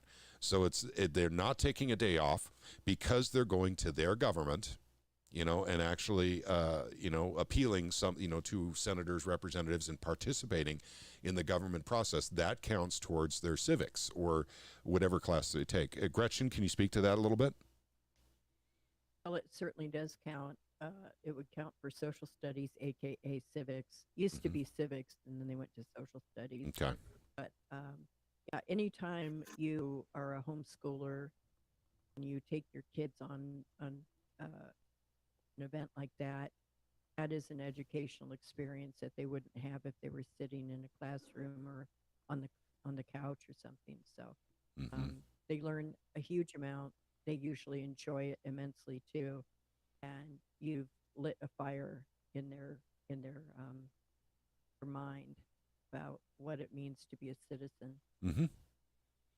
That's right. And actually, honest to God, I seem to remember going to the Minnesota State Capitol when I was in private school. I went to St. Therese in Deep Haven, Minnesota. And I remember going to the Capitol one day, and that was a school field trip. So participating in government actually counted because that was what we did for the day. So, and I remember that was a lot of fun, actually. So I enjoyed that as a kid. And we have, of course, Logan. Haven't heard from Logan or anyone in his family lately, but we're hoping that they'll be up there on the 9th or the 10th if we have to switch days to the 10th. And once again, gang, I am terribly sorry about this whole weather situation. This really stinks. And I know a lot of people took the day off of work a long time ago. I meant literally 2.5 months ago. And then if we have to change the date, especially, you know, so soon, you know, to the very next day, that's impossible for you to go. And I realize that, and we will definitely miss you, but we've got to get these co-sponsorships going as quickly as possible if we want to see if we can get this out of the house in a reasonable amount of time. And once again, other people are supporting this bill as well, but I'm not sure anyone's supporting it quite like we are. But I am very grateful for Jody Grace's group. That'd be the Missouri Freedom Foundation. They've been supporting Silver and Gold the whole way. I can't forget Jennifer Barker and her group, Informed Health Choice Missouri, supporting Silver and Gold, and Ron Calzone in Missouri First, and Byron Keeling with Freedom Principle Missouri, all supportive of the Silver and Gold. And not to mention just all the citizens across the state that are not associated with any grassroots movement, just regular folks in the state of Missouri, calling, emailing, and visiting the Capitol. That's how we met Logan and Logan's entire family. As they just heard about the bill and they came by to support it. So guys, it really truly is up to us, and we got to get those co-sponsorships rolling in, and we can't really waste a lot of time with that. We got to make it a priority very quickly to make sure that we can get it out of the House. And remember now, last year when we got it out of the Senate, although it went through the Senate like a bullet, then we were in a holding pattern for 6 weeks before we could get it into a committee in the House. And that's because H.R. 11, what we call the Plocker rules, the House rules, demand that Senate bills can't go into a House committee until after spring break. That was the holdup. And then look at, basically when we were on the floor, second to the last day of session, no thank you. Let's get it through the House first, because guess what? When you get it through the House, the Senate could take it up the very same day in a committee. That quickly. So there's no such rules like that in the Senate like they have in the House. So it kind of makes sense, I guess, to see if we can get it through the House. But there's, of course, the Senate bill, too, and that's Senator Eigel's SB 735. Okay. I'm going to take another quick look around for questions. Hey, Patrick. Yes. Hey, I was just going to say that when you were talking about they will pull reps off the floor, our reps LA, she did just that. Yep. He had to go back and forth and vote, but he came back multiple times to talk to us. Yep. So they will do that. If you are in their district, they will come out to talk to you. Yep. Yep, and okay, and that's correct, Doug. Thank you for backing me up on that. I've done that on more than one occasion, and the fun one was Maisie, because there was just so many of us waiting when she came out of off the floor. Basically, she came out to, I think it might have been about 20 of us right there. Sam I Am says, is that the young man who was there last year supporting Silver and Gold? Sorry, I can't remember his and his mom's name. Yes, Logan. Yep. And Amy is his mother's name.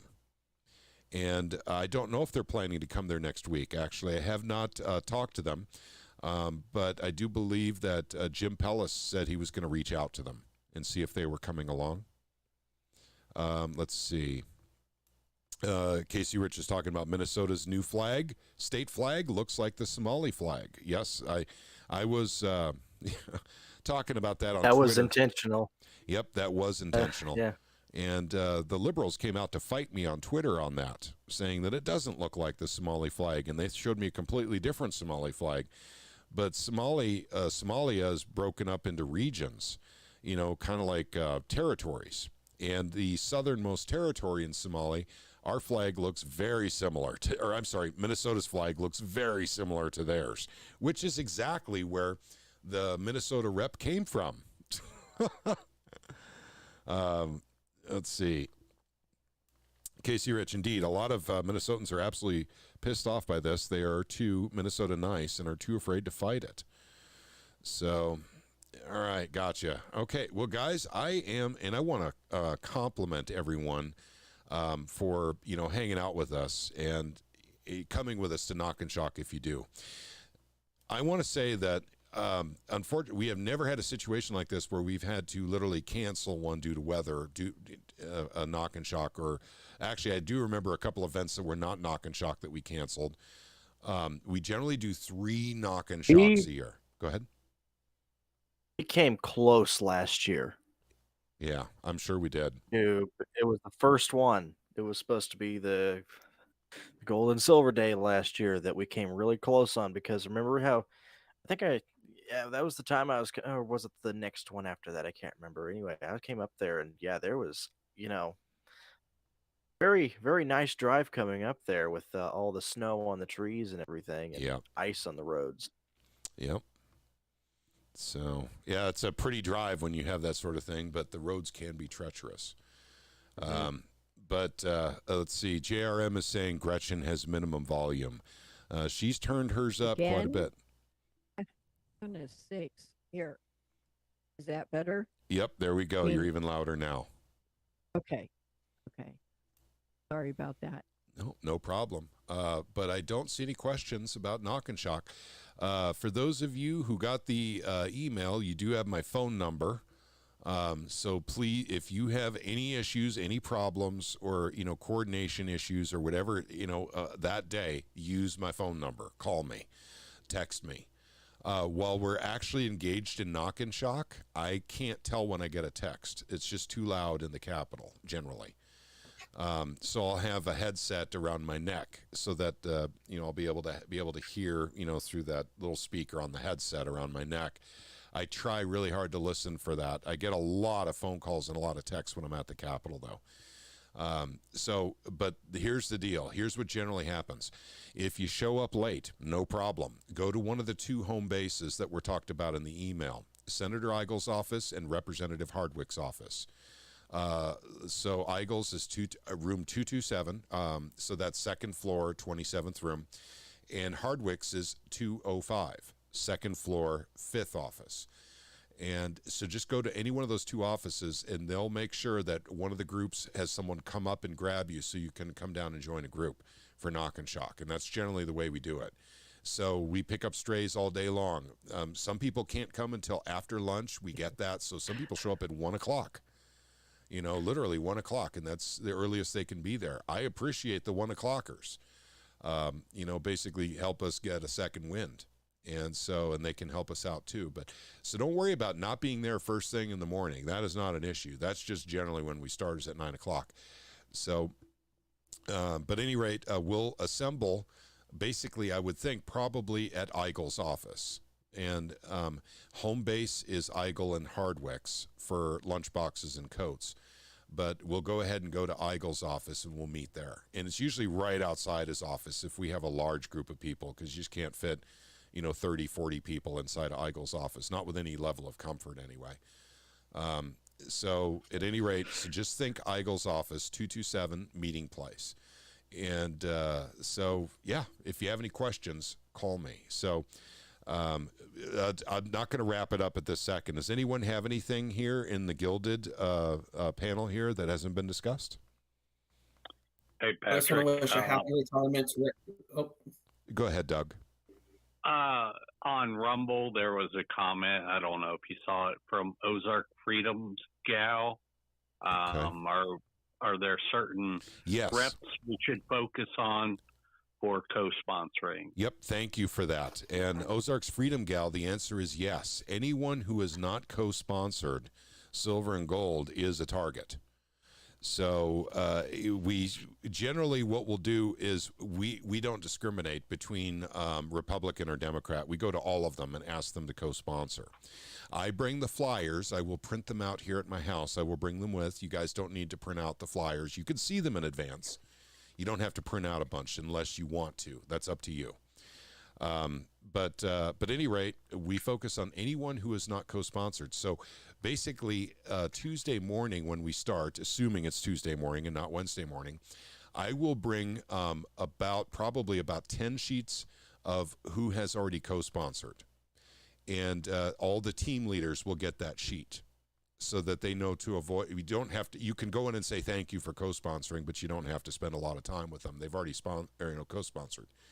So, yep, there are certain reps we should focus on, and those are the ones who haven't co-sponsored yet. So far, we have 11. We're expecting a whole lot more coming on board after our Knock and Shock. I wouldn't be surprised after Knock and Shock if we didn't have about 50 to 55. I mean, within a day or two of Knock and Shock. So we'll bring it from 11 to 55 that quickly. Hopefully a lot more. But I think that's a reasonable guess right now. I meant based on, basically how things went with SEPA. Our next knock and shock, we'll probably do another one at the end of January, beginning of February timeframe. And then we'll start bringing in the other bills we're supporting. But we definitely need a head start on silver and gold. We need to know if Plocker is going to let anything happen with it. We need to know if it's going to get a committee assignment. I mean, it's not been assigned committee yet, and it's got 11 co-sponsors. Nothing else has 11 co-sponsors in the House. So at any rate, we need to also ask while we're doing knock and shock that it go into emerging issues. That's the committee we want it to go into. So that's something I forgot to put in my newsletter, but I will definitely put that on the flyer that we want it to go into emerging issues. So, and that's the same committee it was in last year. That's Doug's committee. So, and Freedom Gal says, okay, thanks. See you on Tuesday or Wednesday if it gets delayed. All right, Ozarks Freedom Gal, look forward to seeing you there. And Duncan Hick is checking in. Hey, Duncan. Let's see. I've got another bill I'm in favor of when you're ready to take a vote on another one. I'm sorry, Duncan. We're done with that process for now, unless we drop a bill, because we have 6 now. Based on the voting, we got 6 bills, because SJR 63 and also Defend the Guard. Gosh darn it, what bill was that? 1521, Defend the Guard? Yes. Yep. Okay. So SJR 63 and Defend the Guard, that would be HB 1521, got the same amount of votes. Okay. All right. Anything else? Any other unfinished business? I just want to thank you wish so much for Representative talking. Luke Meyer a happy retirement. Yeah. Yeah. Of course.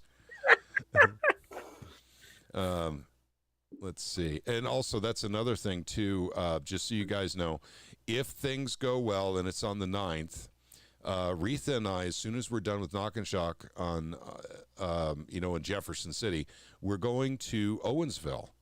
And Retha's giving a presentation, actually, for 2 school districts on all the financial mayhem she has found in the accounting practices. She's amazing. Yep. And so we're talking about the sheriff is going to be there at this presentation. County commissioners are going to be there at the presentation.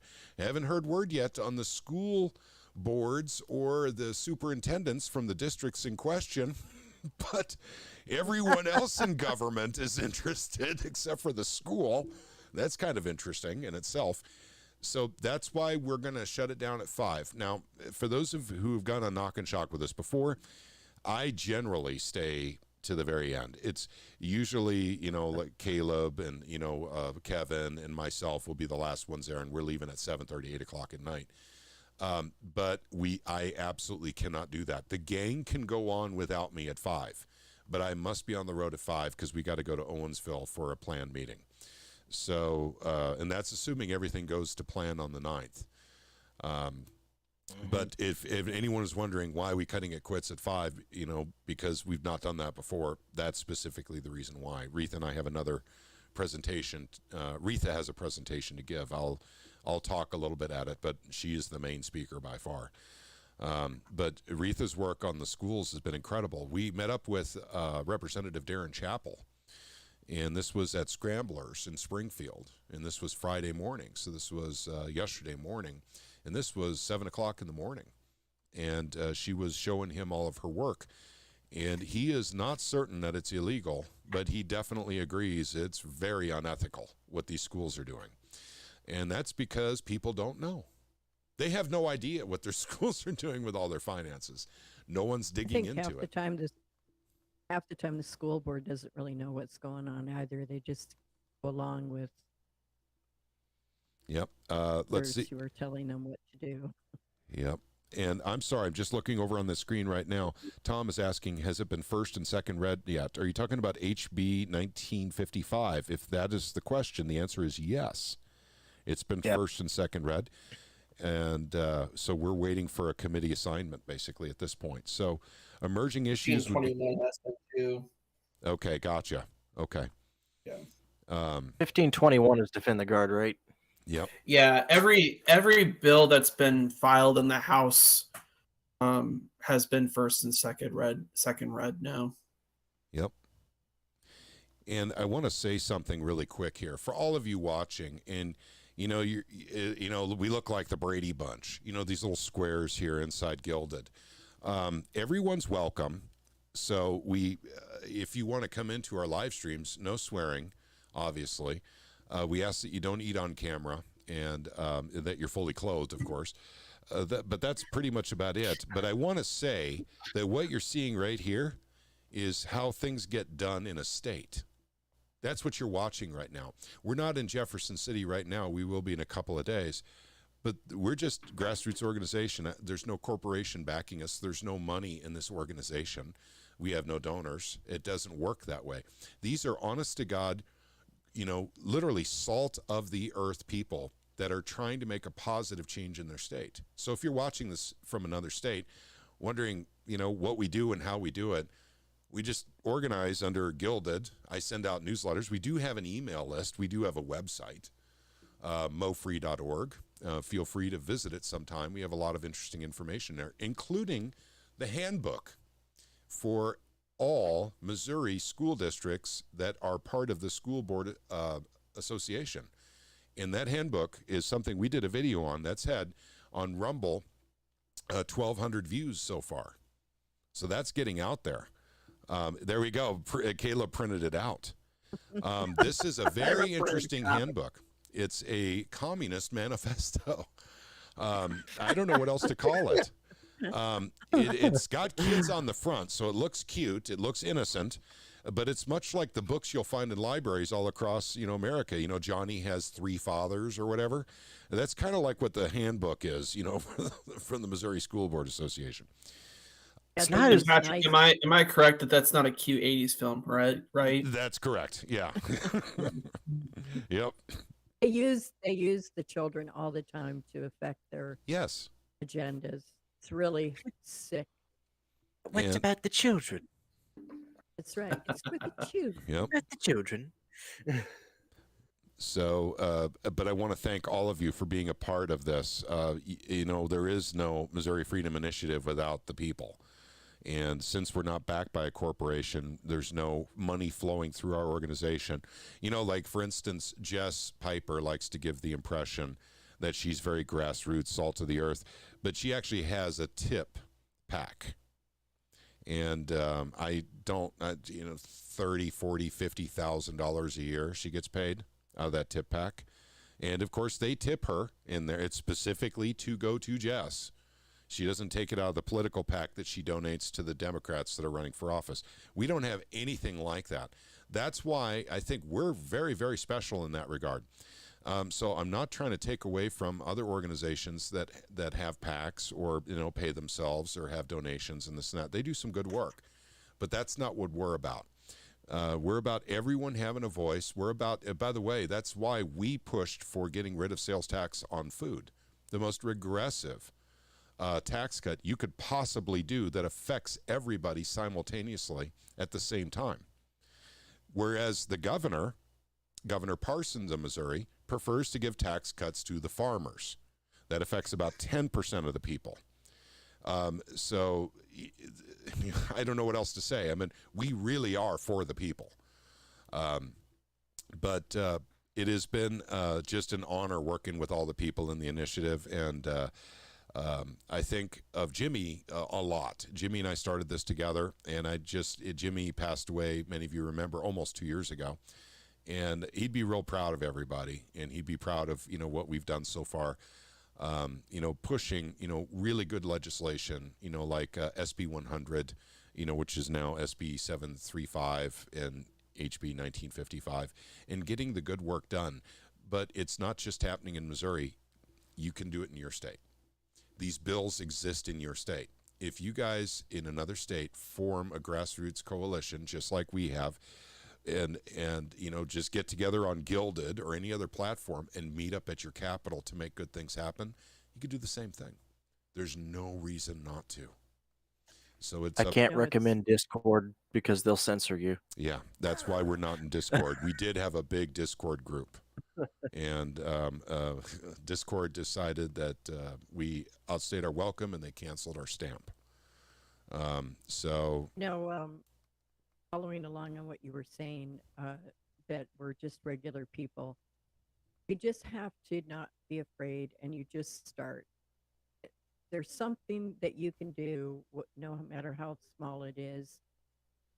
Just call a representative or whatever, and you just start small and you just work your way up, and you'd be surprised how quick you learn how things work and the impact that you can have.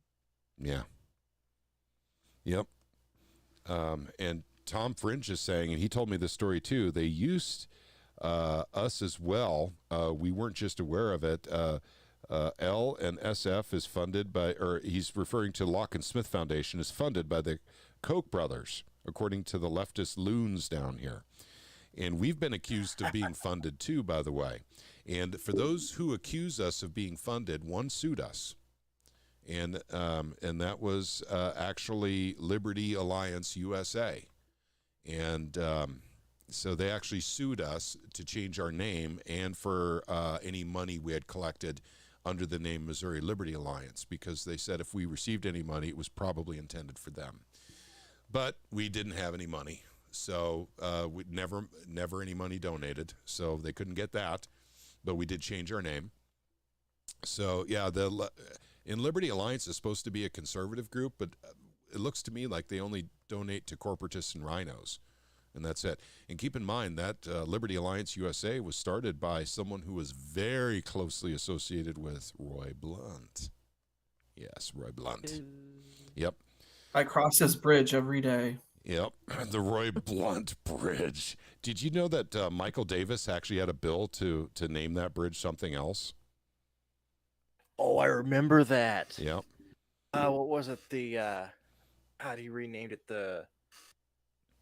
I don't remember. Oh no, he Cross that filed bridge tonight. he filed a bill to reprimand what is it? What's his name? Blunt. Yeah. God, I can't remember his first Yeah, name. it was an HCR. I think that was last year. Yeah, it was last year. He was going after anything that was named after Roy Blunt. You know, shoot, it was getting pretty bad there. They were naming rivers after Roy Blunt, bridges, buildings, babies, it's just... There's a new Mizzou hospital wing named after him. Of course there is. There is a reservoir they're trying to build. They're trying to name after him. Mm-hmm. And Sam, he wasn't that great.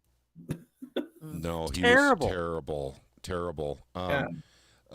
Pure corporatist, background operator, and also a rhino. Because actually, one thing I'm going to say, I hope Roy Blunt watches this someday. Roy and I don't have a real friendly history, as Roy remembers, but the fact of the matter is he voted, against the Second Amendment while as a senator right before he left.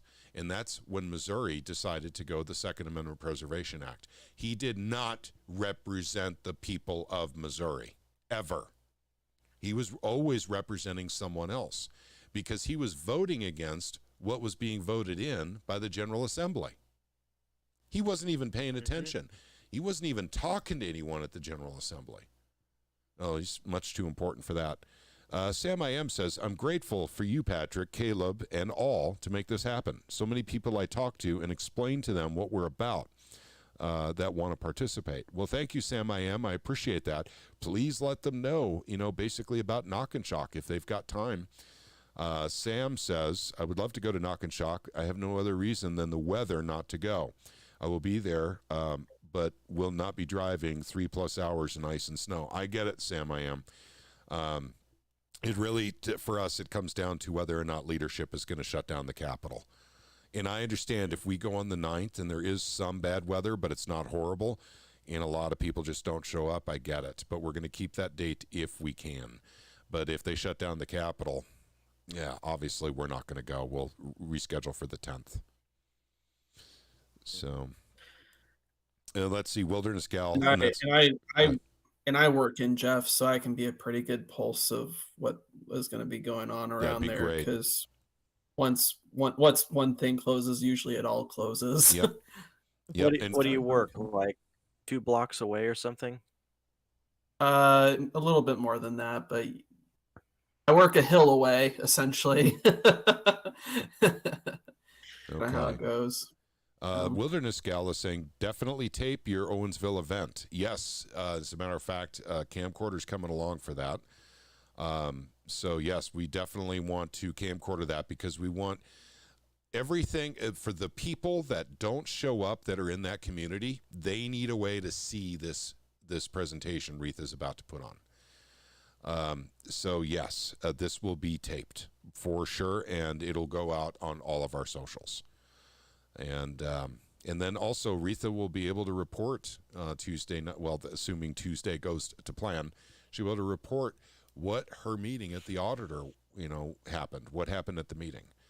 So, at any rate, that's some exciting stuff. I mean, the Missouri Freedom Initiative is kind of sprouted some wings.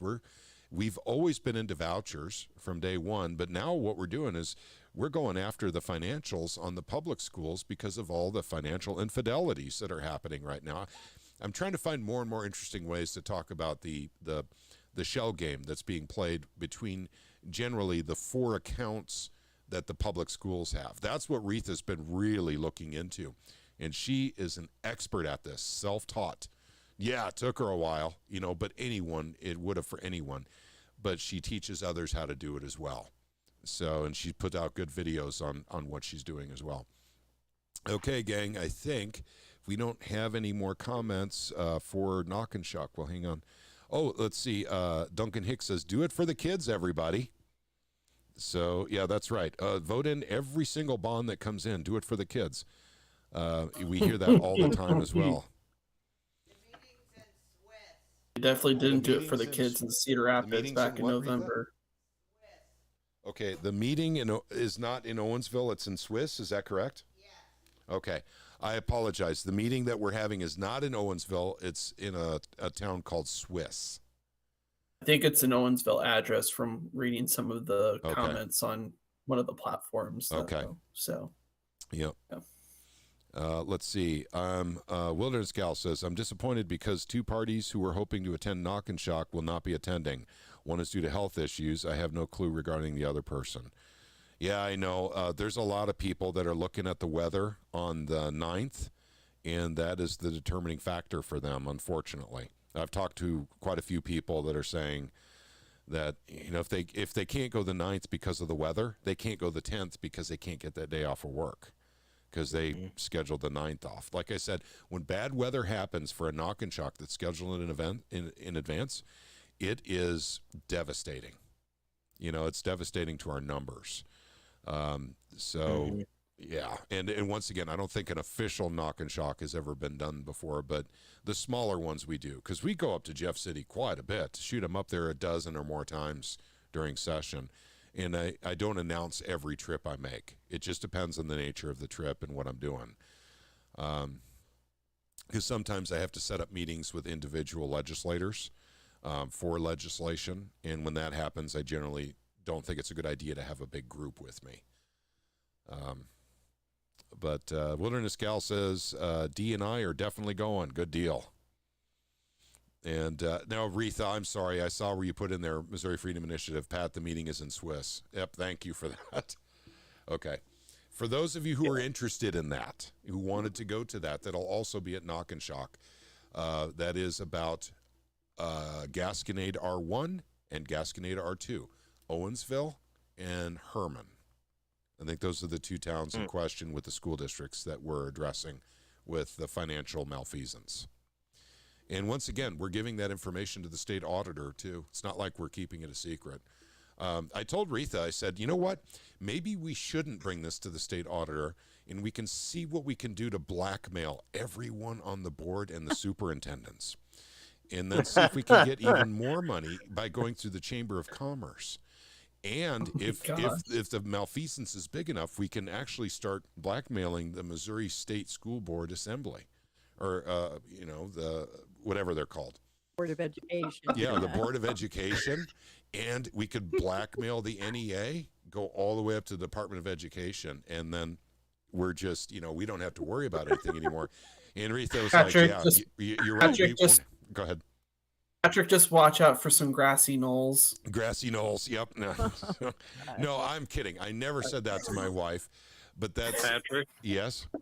you're not suicidal, are you? I'm not suicidal. No, Everyone should know. Good. Retha isn't suicidal either. So, but no, just teasing. I mean, it's actually it's not to that level, but it's definitely something that the people in all the communities should know that is happening with the finances in their district when they're going for bonds. This is the insane part of this whole operation, is that the people don't know the finances of the school when the school's coming after the people for more money. And what have they done with the existing money? And, and how. Patrick, I actually had a question. Sure. Have there been any bills filed, or do you know of any bills that are being filed to limit the amount of school bonds No. to take out? No. I don't think so, but that's something that Retha was talking about with Darren Chappell. Okay. So there might be I something. know they're supporting. I know the MSBA is supporting raising the bond numbers to 20% from 15%. I don't know if there is a bill for that, but they are supporting that. Gotcha. It needs to be limited more than that. Mm-hmm. Oh yeah. Yeah. Yep. It needs to be way less. Yep. And Sam I Am asked an interesting question. He says, Patrick, what is your assessment of Burleson now that he's moved to DC, the DC swamp, versus what he represented in Missouri swamp? Well, my assessment is mine personally, and I never saw Burleson as a swamp creature. I can actually, honest to God, tell you the man he's got a good brain and he's got a good heart. And I've never considered that man a swamp creature. I've not agreed with all of his votes, but he is not the worst voter. And I will say that he is doing a pretty good job up there in D.C. as far as I could tell so far. Now, I've been more upset with, honest to God, I got to tell you, I am really not happy with Eric Schmidt right now. Honest to God, he is really, I can't believe, after all the fighting he did for SEPA, and he goes up there and the NDAA that's reasonable to him. I mean, I can't believe this. I mean, I know I don't want to get technical and everything, but I just want to say I think Eric Burleson is a good man, and I think he's voting very well right now. No, he's not perfect, but who is, right? I meant, shoot, I made a big mistake on my email here that confused people. We all make mistakes, but when you're in D.C., a typo means a whole lot more to a lot more people than it does for this guy when he's sending out a newsletter to his gang. But I think Burleson's a good person. So that's my assessment of Burleson. And I never considered him a part of the swamp up in Jeff City. I think he, there was, once again, I got to tell you, there's some votes I wasn't happy with, but I don't see him as a swamp creature, no. And I've spent a lot of time with him over the years. He's the best person out of the entire Missouri delegation, Mm-hmm. in Yep. all honesty. Yeah, I think so too. He is. And in fact, it's really weird how immediately, when he said swamp, I immediately was thinking Eric Schmidt. That immediately kicked into me because of that NDAA vote that he did to extend the national. Go ahead. He didn't just extend it. I mean, the whole thing Yep. included stuff for extending the surveillance into Wi-Fi systems. Yep, I know. Eric voted against that, by the way. I want everyone to know Eric Burleson voted against that. And he spoke out against it. Yep, and Josh, what's his name? Gosh, Holly voted against it too. But Schmidt voted for it. So, and I haven't looked at the guy who's retiring. I mentioned his name a little while ago. Gosh darn it. The guy who's retiring out of the representative. Luke Meyer. Luke Meyer, thank you. I'll bet you Luke DeMeyer voted for the NDAA. I'll bet you my Oh bottom yeah, he dollar. did. Yep. He had no problem with it. Yeah. Yep. See, once again, we have very good representation, I think, in Eric Burleson. I think District 7 is very fortunate to have him, and I think he was a very good choice. Let's see. Okay. Well, I think that's pretty much it, gang. I think I'm going to go ahead and wrap it up for tonight. But I definitely want to thank you all for spending a little bit of time with us tonight, particularly on the eve of Knock and Shock.